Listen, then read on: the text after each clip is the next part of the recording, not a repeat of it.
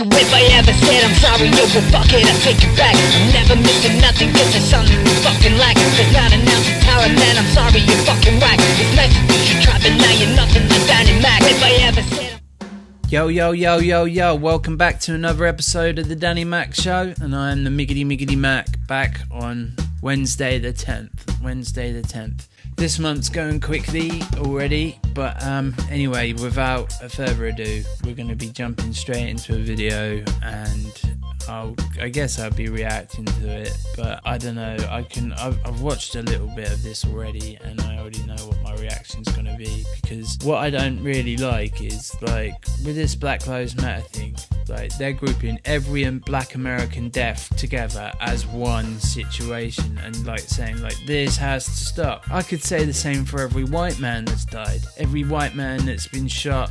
They're thinking that it's unique to their race, when actually it's not. Police brutality is actually indiscriminate, because all coppers are bastards. But anyway, I'm going to jump straight into this video. The video, it's called America is Still in Riot Today. On May the 25th, Derek Chauvin, a Minneapolis police officer, murdered George Floyd, a black man in America, on his knees, kneeling on his neck for 8 minutes and 45 seconds. I just want to begin by extending my condolences to the Floyd family. They exemplify spiritual nobility. That's very important. Long history, 400 years of black people having to come to terms with these kinds of vicious murders and assassinations and attacks. But I think what we're really experiencing here, though, brother, and I say this in all honesty and deep sadness, but I think we are witnessing America as a failed social experiment. And what I mean by that is that the history of black people for over 200 and some years in America has been looking at America's failure. Its capitalist economy could not generate and deliver in such a way that people could live lives of decency. The nation state, its criminal justice system, its legal system could not generate protection of rights and liberties. And now our culture, of course, is so market-driven, everybody for sale, everything for sale. It can't deliver the kind of nourishment for soul, for meaning, for purpose. And so when you get this perfect storm of all of these multiple failures at these different levels of the American empire, and Martin King already told us about that. When I saw those pictures there in Atlanta, you could see Martin right there in Atlanta saying, I told you about militarism, I told you about poverty, I told you about materialism, I told you about racism and all of its forms. And what we've seen in America is now these chickens coming home to roost. And in this instant, you have Brother George, where it is so clear it is a lynching. This is massively leftist. And I thank God that we have people in the streets. Can you imagine this kind of lynching taking place? And people are indifferent. People don't care. People are callous. But you know what's sad about it though, brother? At the deepest level, it looks as if the system cannot reform itself.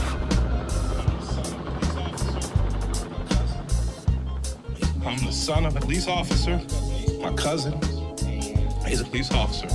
And my other cousin, East Point, police officer. And I got a lot of love and respect for police officers, down to the original 8 police officers in Atlanta that even after becoming police had to dress in a YMCA because white officers didn't want to get dressed with niggers. And here we are 80 years later. I watched a white officer assassinate a black man. And I know that tore your heart out. And I know it's crippling. And I have nothing positive to say in this moment, because I don't want to be here.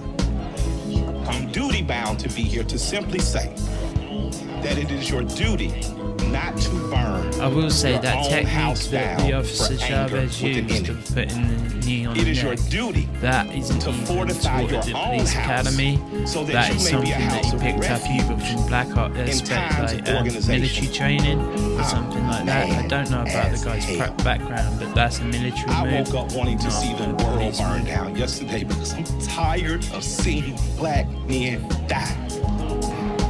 He visually put his knee on a human being's neck for 9 minutes as he died like a zebra in the clutch of a lion's jaw.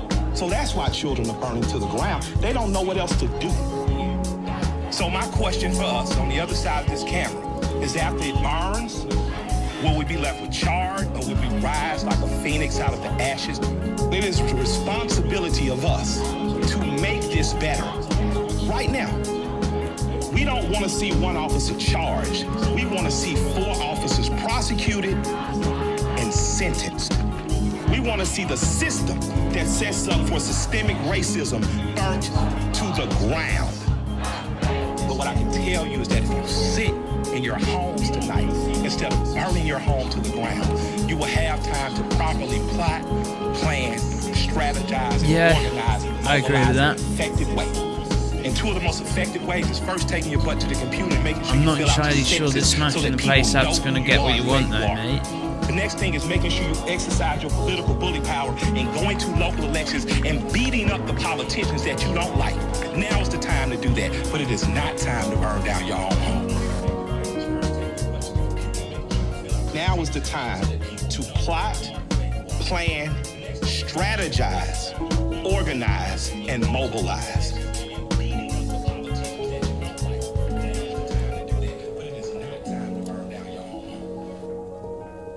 In memory of George Floyd. Now is the time to plot, plan, strategize, organize, and mobilize.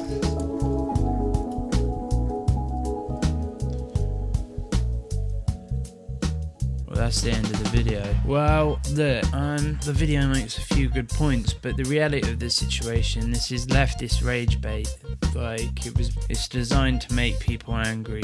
The way it's been edited together, the sound bites and the narrative, the narrator. So, you know, take it at a pinch of salt. But I don't know, I just think everything needs to stop now. Because, well, look, the dirty Roners out there, like, they're all running around next to each other. Don't tell me that, like, the Roners just disappeared because everybody's, oh no, the Roners scared of a few riots. I don't think so. So, anyway, guys, much love, and let me know what you think in the description. So if I ever said I'm sorry, yo, well fuck it, I take it back. I'm never missing nothing, cause there's something you fucking lack. There's not an ounce of power, man, I'm sorry, you're fucking whack. It's nice that you tried, but now you're nothing but Danny Mac. If I ever said